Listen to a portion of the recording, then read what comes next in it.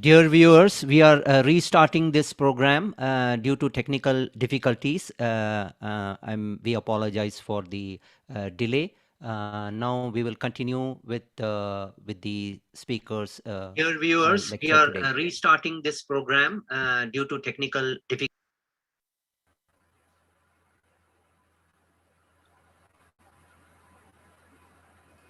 Did you hear the echo of your voice?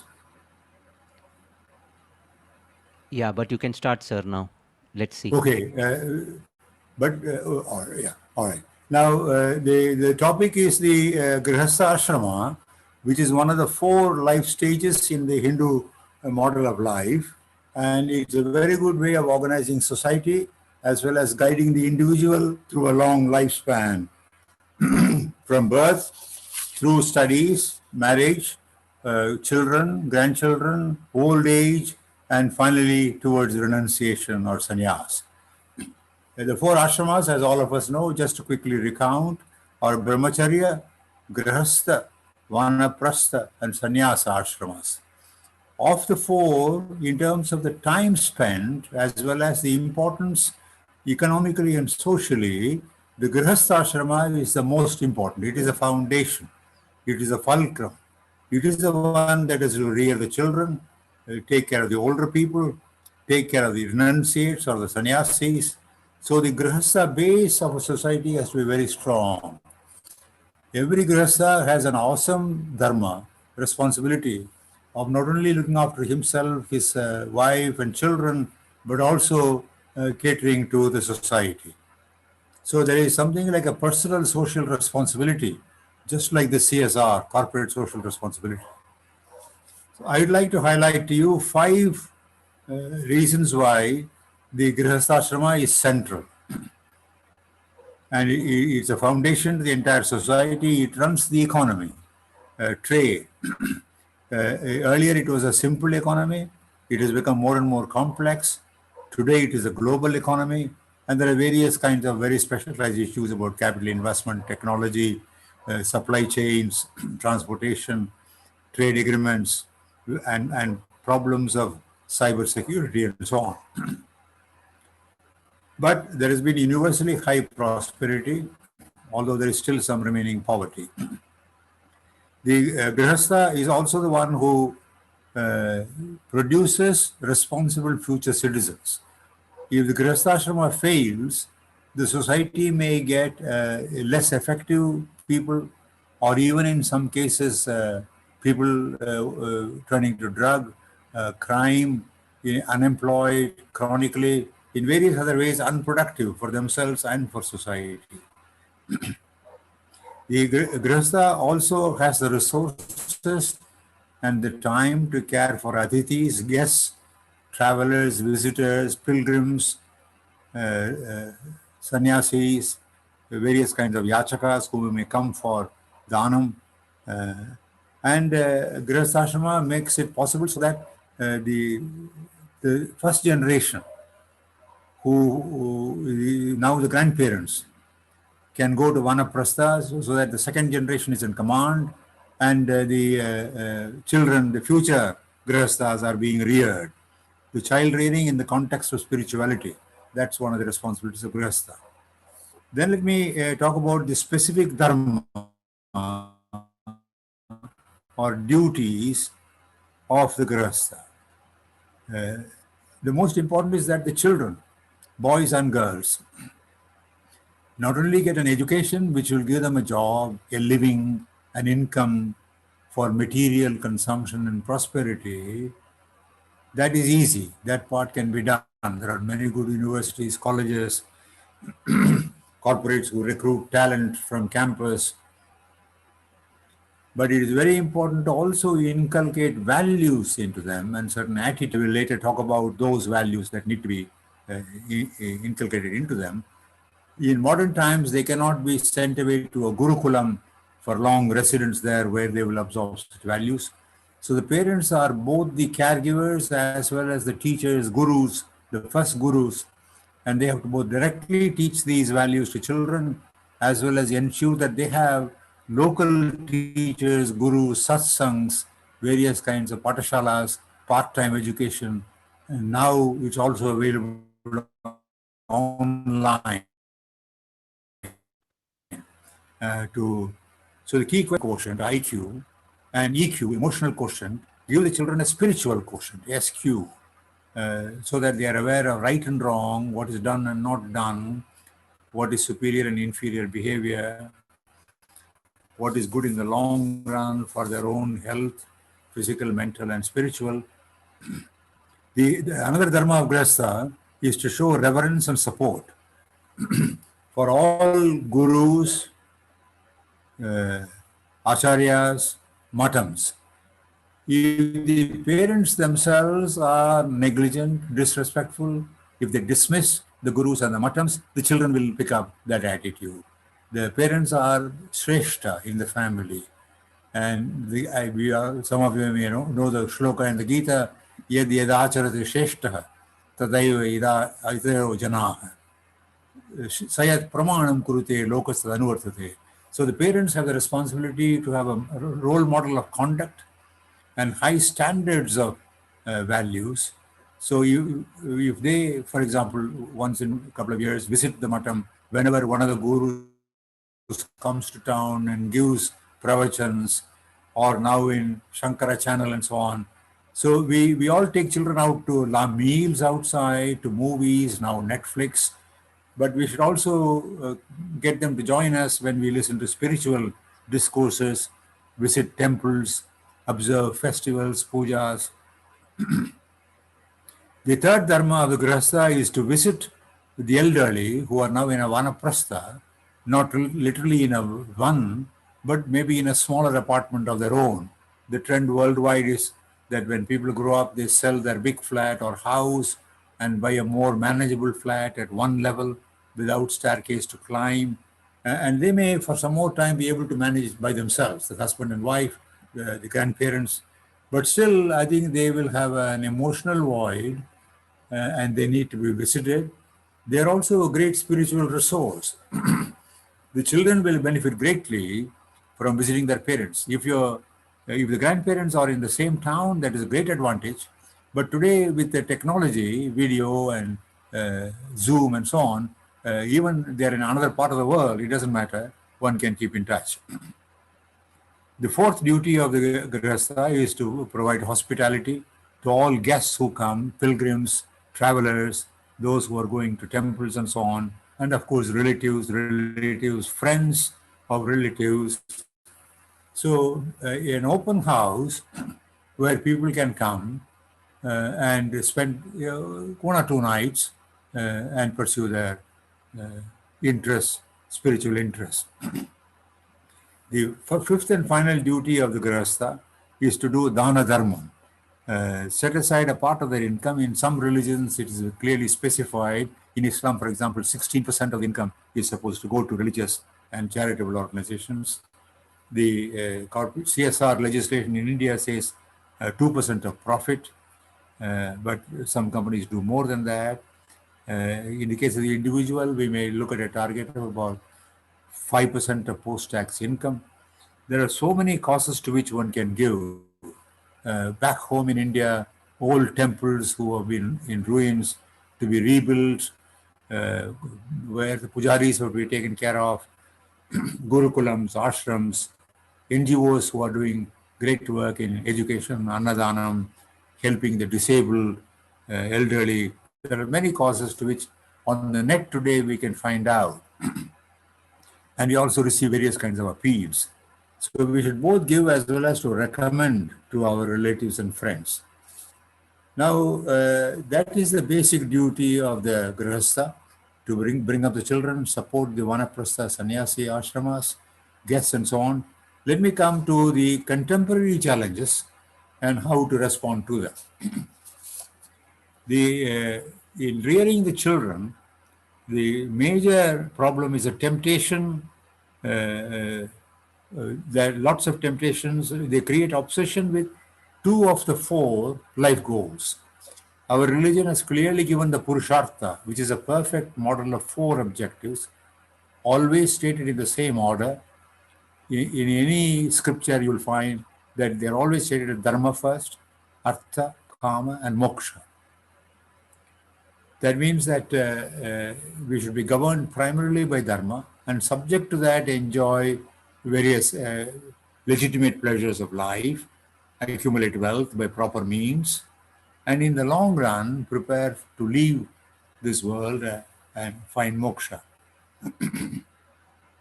There are social pressures on the children and on the adults of dating, parties.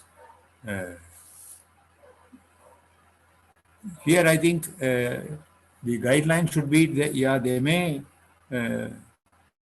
go to school, college and learn, but minimize this kind of social company, go for satsang.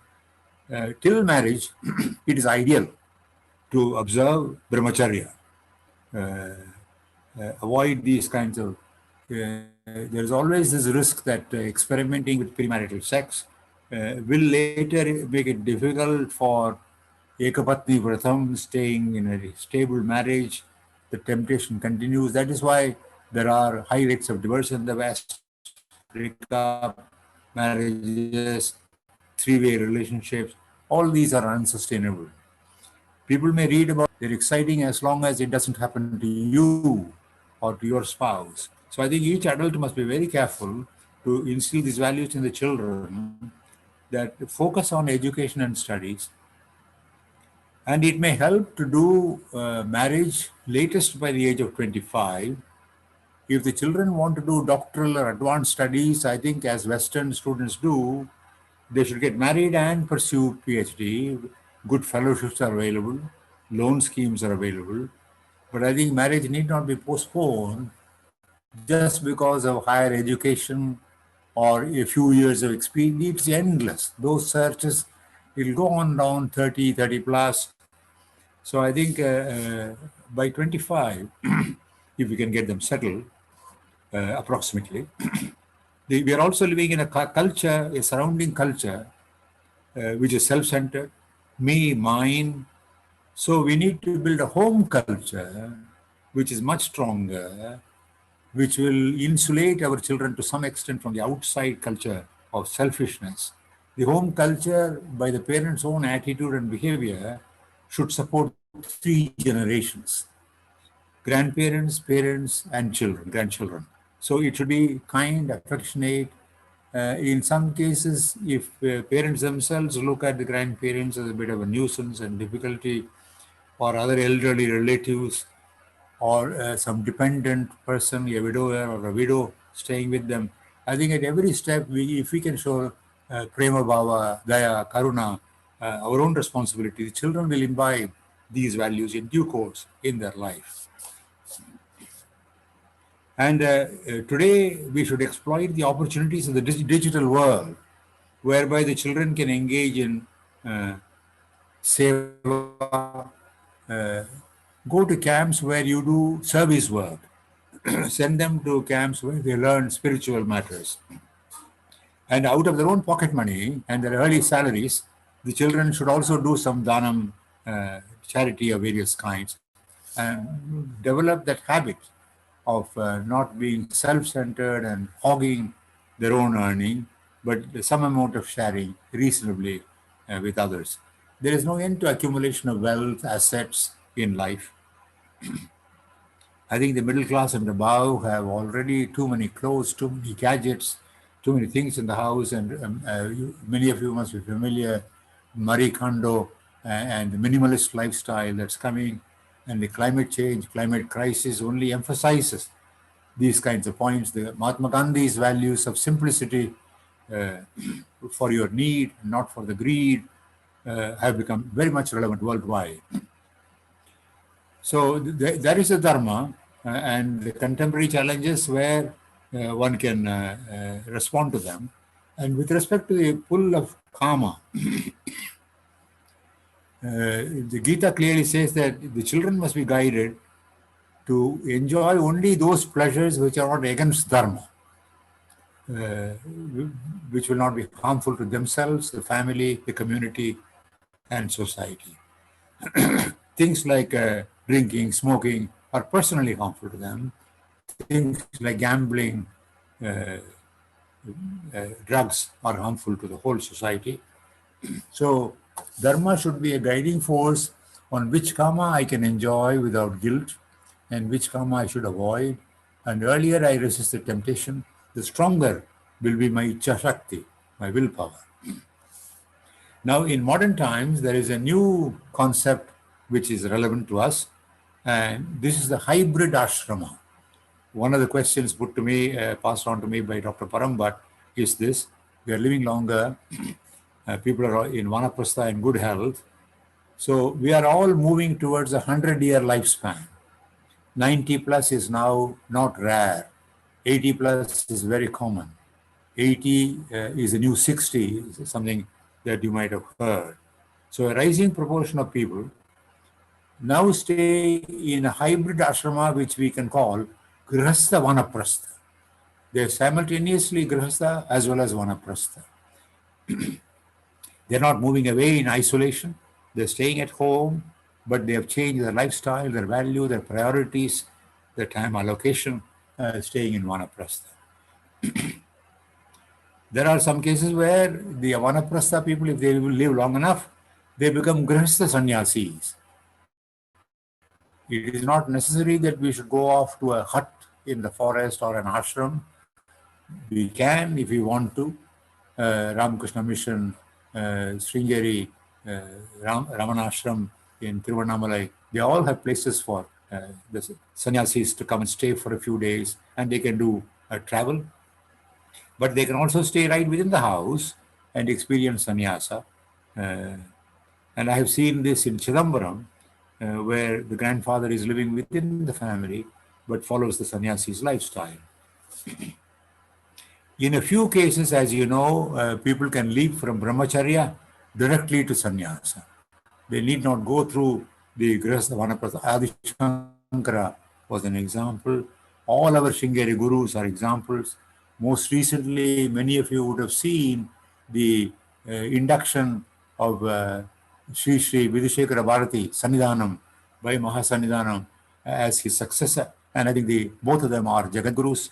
And it's a great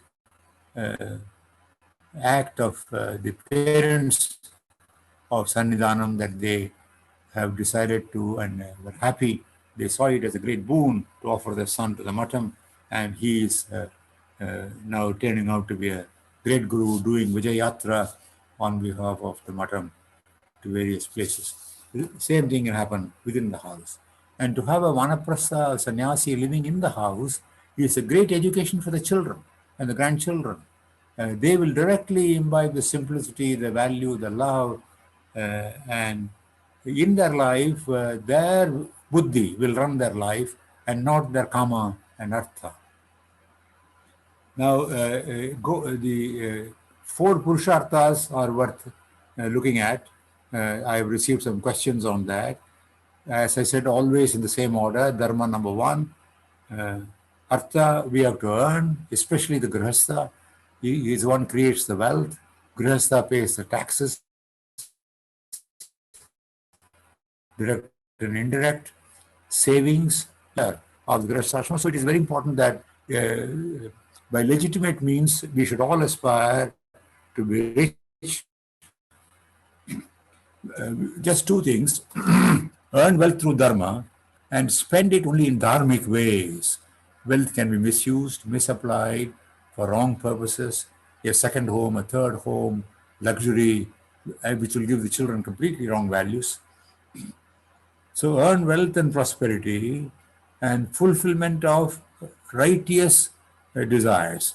Dharma aviruddha kaman, those which are not against dharma, those desires.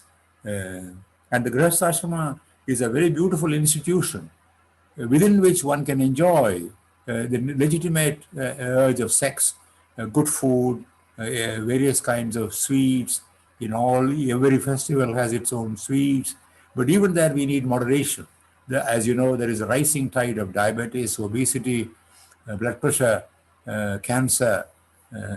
So I think we have to restrain the karma in our own enlightened self-interest. And we have a dharma to our shariram, we have the dharma to our elders, The Putra Shokam is one of the great griefs of life. So I tell all young adults that it is their duty to live long beyond their parents and grandparents and not cause any grief by neglecting full span is part of our dharma. And we should do whatever is required to extend that Dirgayu, Puranayu, Jivema Sharadashadam, the 100-year life. So I'd like to conclude with an action plan for all of you, my suggestion, my humble submission to you. First suggestion, I would say, and you will forgive me for saying it, the audacity of saying it, become a Purna Hindu. We are all partial Hindus, half or less Hindus. Become a Purna Hindu. At least study the Bhagavad Gita to begin with, full. It's a great scripture. It is a guide to life. It is available by many gurus, Swami Chinmayananda, English translation commentary. It's available on YouTube. Read 5 shlokas a day. Read particular chapters, guidelines. It is a manual of spiritual management of life. And then if you get beyond the Gita, those of you who have a background in Sanskrit can go to the Prasthana Trayam, that is the Brahma Sutram and the Upanishads also. But the Gita is enough if you don't have the time. So become a full Hindu, not just born as a Hindu, na janmana, but karmana, by your action and your lifestyle, by your example, radiating the Hindu values and the nobility of this Hindu culture. And for children, we need to blend 2 things, modern education and Hindu values and life skills. The values as well as how to practice them, how to restrain excessive desire, how to restrain excessive greed for wealth, kama, krodha, lobha, moha, mada, matsarya, the 6 enemies of the human being, vairis of human being. They're all internal. So the parents have to give an example of at least in 2 of them. The most common weaknesses are kama and krodha. And we have to be role models whereby children pick up these values. And communication skills. The gunas of sattva, rajas, and tamas we all know. And I think majority of us are more a mixture of rajas and tamas. And we should move to a higher level of sattva. And rajas is good, it is energy, drive. But we should pacify it. There is a beautiful phrase, shanta rajasam. Pacified rajas will take us towards sattva. So the Purushartha, 4 Purusharthas, the 3 gunas, and among the Shaktis, we have Kriya Shakti and Jnana Shakti, but in a sense, we are all Jnan papis, knowing sinners. Many things we know we don't practice, therefore we have to strengthen 3rd Shakti, which is Iksha Shakti, which is the weakest, willpower. Some of you may remember that famous shloka by Duryodhan, Janami Dharmam, Nachame Pravritti. I know what is dharma, but I am not able to do it, he confesses. Janami Adharmam, Nachame Nivritti. I know what is wrong, but I am not able to get out of it. That's a complete failure of willpower, and he and his brothers and family paid a heavy price in the Mahabharata, Kurukshetra, Yuddham.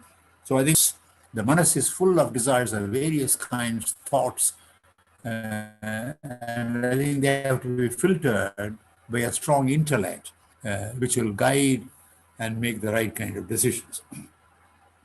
These are my suggestions to individuals. My suggestion to SVBF, Dr. Lakshman and all of you, if I may, it occurred to me that you could build in the SVBF temple area or nearby, taking some land, a Vanaprastha home for our senior citizens in the Toronto area, even from west of Canada, rest of the North American United States mainland, as an example. Take some guidance from Sringeri. Build this Vanaprastha home, 20, 30 people to stay initially, and for them, all the samagri facilities needed to do their daily pujas and various kinds of upasanas that they want to do. And a little later, Also built an ashram for sannyasinis, both. Our culture has had both great gurus as well as guru patnis, some very famous scholars like Maitri Gargi, who have been engaged in very fine argument with other rishis. So begin with a Vanaprastha home and later build a sannyasi ashram where people of the area will come, as well as travelers can come and stay there. Traveling sannyasis and gurus can come stay. And for the children, it will be a great, fantastic opportunity to visit these two homes once a week, once or twice a month, have intimate, get these people to do a short pravachan of 20, 30 minutes, parents to accompany them. So I think, so on the one side, there is this modern life in Canada with great opportunities and a lot of attraction, systems functioning very well. So we are entitled to be immigrants there, but at the same time, we carry our culture, philosophy. So I personally would like to conclude by saying that in the current modern age, it is entirely possible to blend a good life with a spiritual life also, with values. And this has been my mission last 50 years, good management of organizations, individuals and families, at the same time, keeping in mind the values that go with it. That is why the Acharyas gave me on my 80th birthday the Brahmacharya. I regard my Padmabhushan as a recognition of my management pracharam. And recently, the National HRD Network gave me another award, no nomination, invited award, Bhishma Pitamaha of Indian Human Resource Management. And it's all highly satisfying. And I think there is a turn in culture, awareness of values. And this is reflected in the economy as well. Compliance with taxes, payment of income taxes, GST, government revenues rising, making it easier for government to pursue welfare policies, infrastructure investment. This 1 billion injections that we've been able to give to our people. So I think a good Grihastha base with a combination of materialism and spiritualism can be great for any country. Thank you very much. I now look forward to your questions.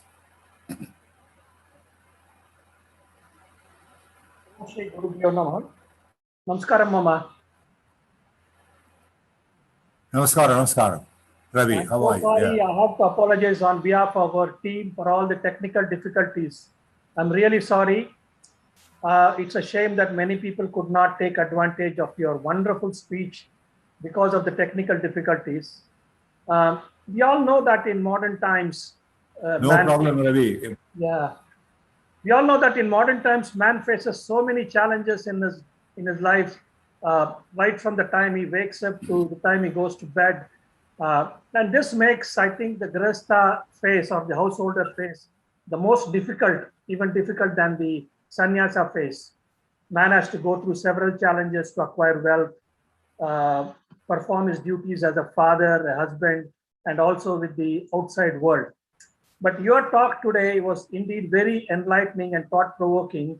And thank you so much for elaborating the duties of man to successfully sail through this difficult phase. Thank you so much. I think the reason that because of technical difficulties, we don't have too many questions. I do have a couple on the chat line. Do you want me to ask, or do you want to proceed with Dr. Parambat's question first? Yes, he sent me the question about Dharma Sankat, dilemma. It's not a Sadharan Sankat, but Dharma Sankat, moral dilemma. This will arise. Dharma Sankats will arise in everybody's life at various times. There is a very clear guideline in our Dharma Shastra for it. When two dharmas clash, follow the higher dharma. Drop the lower dharma. It's very clear. Dharma Sankat is no excuse for not following either dharma and doing what you like. Many people use Dharma Sankat as an escape route for avoiding doing the right dharma. So you tell me any dharma sankat, I will give you an analysis and a resolution of which dharma to follow in that context. And I met many audiences, I have real world problems. So the person who raised this dharma sankat, it's a general question. But if I know a particular dharma sankat, we can analyze it and deal with it. For example, if there is a conflict between the individual's personal need and the family's need, the family should prevail. If you feel a dharma towards your family and feel dharma towards the community dharma should prevail. If you feel a dharma for the community and then there's a nation, the national dharma should prevail. Right now on climate change, the global dharma should prevail. Every nation, every country, every leader, every corporation, every consumer must put that dharma ahead of their personal dharma of raising consumption, being popular with the family, showing off to neighbors. So all dharma sankats can be resolved. You analyze them, you sacrifice the lower dharma and stay with the higher dharma, which will be more difficult, but you have to have the discipline to do it. It strengthens you enormously. If you develop willpower in one or two instances, in every future instance, your mind is clearer and you can deal with them more easily.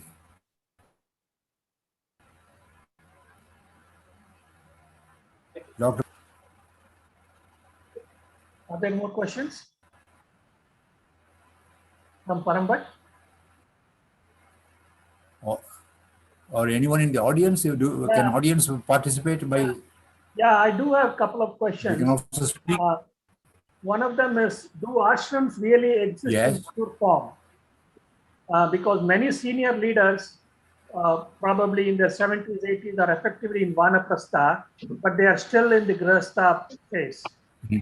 So do ashrams exist in real form, in pure form?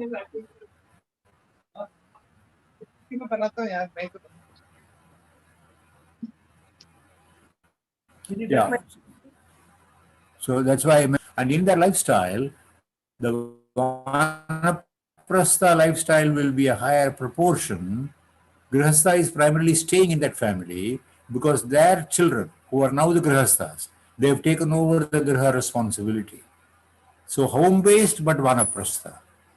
In a sense, it's a very interesting challenge, difficult, but it brings about vairagyam, vivekam, balance. So to stay in the midst of comfort. So the one of their children and the grandchildren can enjoy them.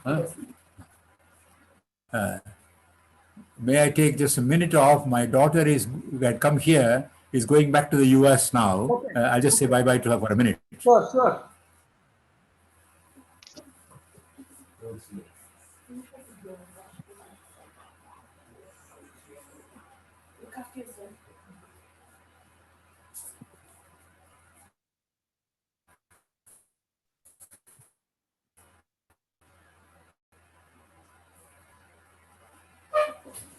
Rupa came 2 weeks ago. She's going back. Our son has come from Bangalore. He'll be with us for 2 weeks. Okay. Let's go with the questions. Rishi Athreya raised a question that marrying at 25 may not always be possible. Sometimes horoscopes may. The solution is that Nishidartham and perform the marriage at the right time, according to astrology. At least the boy and girl are sure that they are meant for each other, and this will focus their attention on their studies, job, and so on. So the stress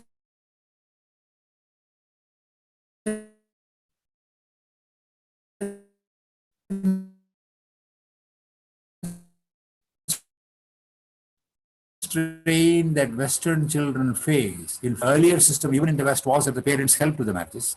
Even now, if the children are successful, parents are always available. So in our case, there is a well-set system which we should continue, that the parents take an active interest. If we don't that, then but once they have, we have to support that an event has taken place.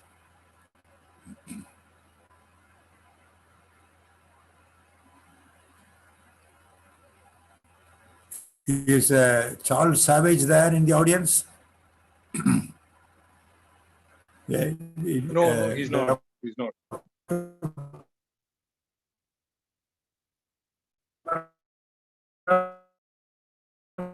But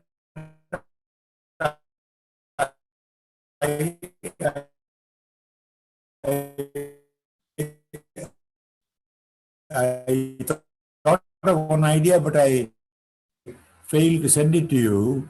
This is our audience.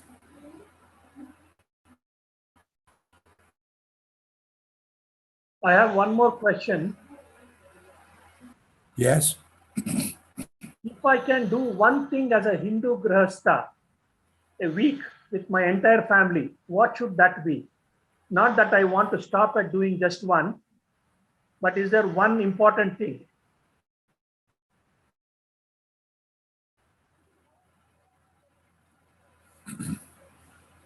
You yourself study the Gita, the Upanishads, Ramayana, Mahabharata, Bhagavatam, and you become a teacher within the house. You become the guru within the house, explaining these things to them. And over a number of evenings, tell them nice stories. This is how I grew up. My Chitti told us lots of stories which inculcated values into us. Okay. That's one thing you can do.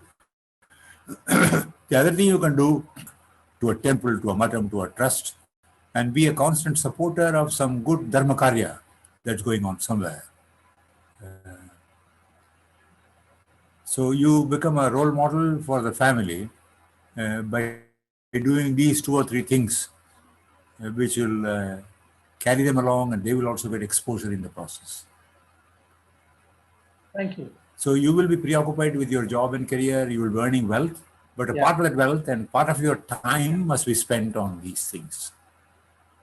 So Shastra Jnanam and Dharma. Thank you, Doctor. I have no other questions on the chat line. I would like to invite our chairman, Dr. Lakshmanan, to say a few words, concluding remarks. Thank you, sir. Okay, thank you. Yeah.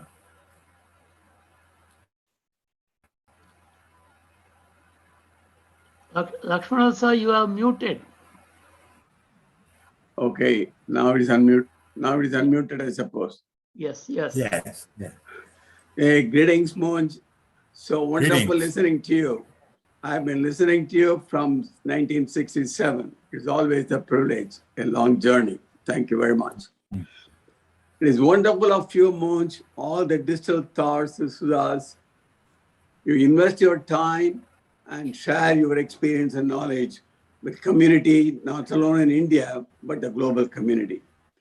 Want to thank you for all your teachings, practicing Dharma, and your own values you are liberally sharing with all of us. And we from SVBF are very thankful for your continued association with SVBF and sharing your thoughts. I want to say this, Professor Athreya, that was at Sringeri about 4 weeks back, spent some time with Sanatana. He personally went through the report that we gave, which included Jnana Sudha, what SVBF Toronto has been doing. Mm-hmm. And he is aware of your talk today because it was shown in our activities, the spiritual leaders and the community leaders coming and sharing liberally the life experience with the devotees, not alone devotees of GTA, but devotees globally. Zoom today has made us all possible to reach out to the global village. So we don't consider we are born in Palamalaya, Pathamalaya, Tirunelveli. We're all global citizens and we liberally learn and share with everybody. Professor Athreya, beautifully you said, that Gurukulam is not something which is in distance, But we, the Grihasthas, can send their children to Padashalas in temples and institutions. That I want to proudly say, SVB of Toronto, to Alakananda and Prema Venkat and Sharada Bhatt, liberally teaching our children. Every week, children come 40s and 50s and 100s. And not only they learn, but they also let the community know what they have learned. So we have started children's program that they're able to relate to the community. And we're very fortunate, as you rightly say, that Grihasthashrama people teach their children, not themselves, but take it to institutions where they can also learn. As you rightly said, we used to talk about the economic, then we talk about environment, and Munch, today you brought spiritual coefficient.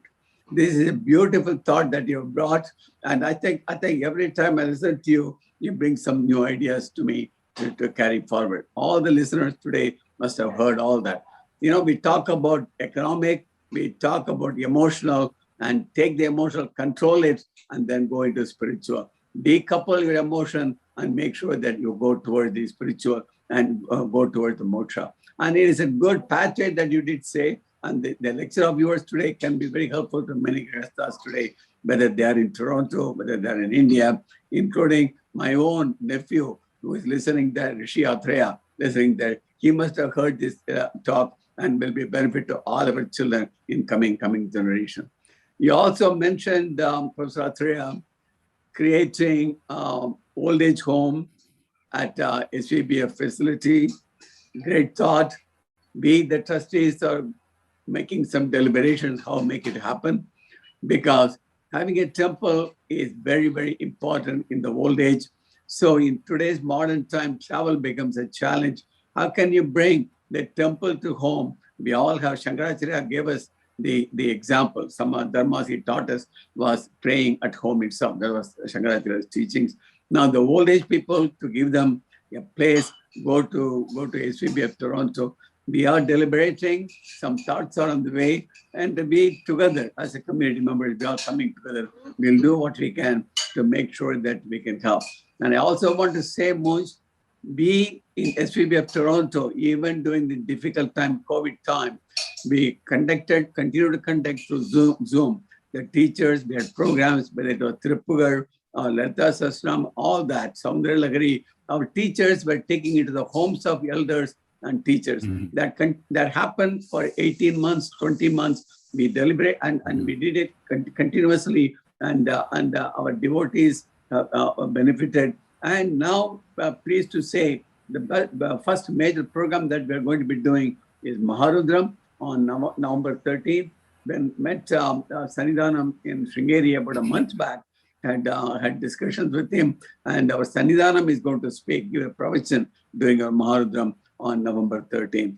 It is in today's time, Munch, you know, our rishis don't cross the ocean, but with the Zoom, we're able to connect with them and able to listen to their teachings and their advice for us Grihasthas as we live in whichever city, wherever we are. So today's modern digital communication helps us to communicate efficiently. All gurus and teachers like you and Sannidhanams, we're able to hear and benefit. And we want to thank you, Munch, for that everything that you are doing, be it India or global, whether it was during the days of teaching in IIM Calcutta or today when you are going through in Vanaprastha time in your own life, and you are becoming a rishi yourself. So teaching, please continue to do that. We continue to be, we'll request you to help us. You have helped us with the youth program, seniors program. Now today you come with the Jnana Sudha. We want to thank you, Munch, that everything that you are doing, continue to do this and share your thoughts, share your values, making our global village a richer community, more informed to conduct their values and reach moksha. Thank you very much, Munch. Thank you very much. On behalf of SVP, thank you. Very kind words. Thank you. Thank you very much, Dr. Lakshmanan and Dr. Athreya.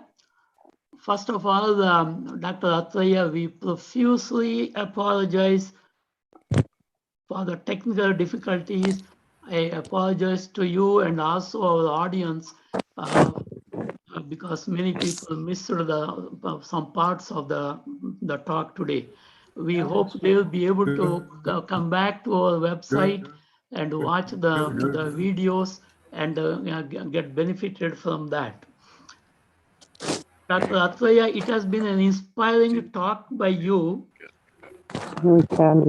And basically, you have become our guide, mentor, and an inspirational reader for us here at SVBF Canada. I only wish you could be our resident Acharya here. Hope one of these days you can come here and give us your knowledge on a continued basis. So a few weeks back, one of the young mothers here asked us a question. You guys are doing all these religious activities and that and this, but what is in it for me? A young mother in the mid-career range, how can I continue my Hindu dharmic way of life while I continue my daily work and career? And immediately this occurred to us that there is a big gap, and who can fill this gap? And of course, we thought of Dr. Athreya. You know, Dr. Athreya has written a book for youth on how to live a dharmic way of Hindu way of life. And we thought he is the right person to talk to a mid-career person how they can lead their life. And I am so glad Dr. Athreya accepted the challenge. And today we had such inspirational talk. I hope Dr. Athreya will find the time to put this in writing in a book addressed to the mid-career type of Grihasthas. And we look forward to that kind of a book from you, sir. And last time when you spoke to us, you talked about COVID and how we can continue to manage our life and recover from COVID. And we here at SVBF did try to implement some of them, but we can do much more. And I'm hoping today's pointers that you gave will again inspire us and will make us work much more in following the Hindu dharmic way of life. Thank you very much for all your suggestions and helpful hints. So we hope we can approach you with more questions and request you to help us here both at SVBF and also on a personal level. Thank you very much for all your effort and taking the time to do this for us. And today's program has been organized by a number of people here, organizing on behalf of SVBF. I want to thank Dr. Alkananda, Sriram, Ravi Shankar, Brinda, and Muralidhar, Gopinath, Shrikant, and Sunil for their hard work in continuing to improve the Jnana Sudha programs. And we hope to keep this going for a long, long time. And we are so proud to say our next talk under Jnana Sudha will be Our Holiness Sri Vidushekar Bharati Swamiji on the occasion of our Maharudram on November 13th. Please watch our announcements and website for the exact time and link. And once again, thanks to Dr. Athreya and all the audience for joining us today. And we hope to meet you in the near future again. Thank you all once again. Yeah, may I thank you all very much, Dr. Bhatt and others, how you managed through the difficulties. Don't apologize. For me, the technical difficulties were a test of my sattva guna, my samatva, my balance. So my focus is on the task. It has to be done. Knowledge has to be shared. So I did that. No problem. Thank you. You're doing great work, and I wish you God bless and all my prarthanas for your success. So thanks. So I take leave of you, if I may. Yeah? Right. Thank you. Thank you, sir. So Yeah, this concludes today's presentation. See you next time.